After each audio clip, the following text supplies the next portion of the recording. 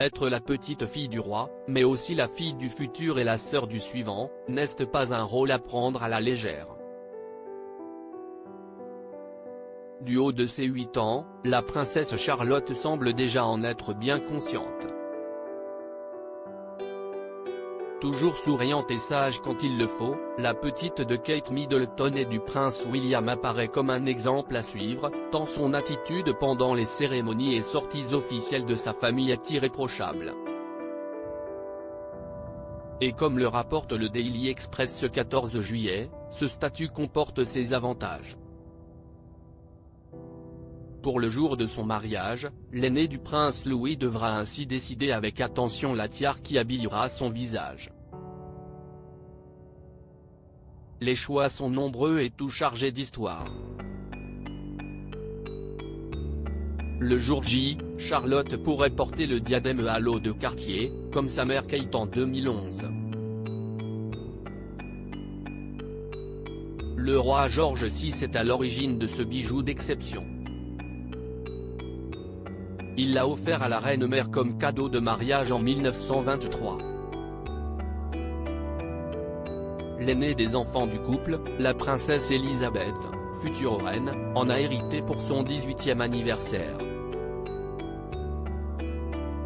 L'épouse de Philippe Mountbatten ne le portera jamais publiquement, bien qu'il soit entré dans la collection royale et ait été reconnu comme le diadème emblématique des mariages de la couronne. Supérieure à princesse Charlotte, ses tenues les plus adorables et entre tradition et hommage, le difficile choix de Charlotte pour son mariage. La princesse Charlotte pourrait aussi devenir la 5e femme du clan Windsor à porter le diadème à franges de la reine Marie, datant du 19e siècle.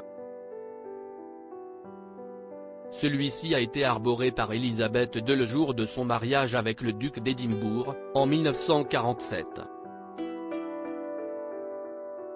Les deux autres princesses à l'avoir porté pour leurs unions sont Anne, la sœur de Charles III, et Béatrice, sa nièce.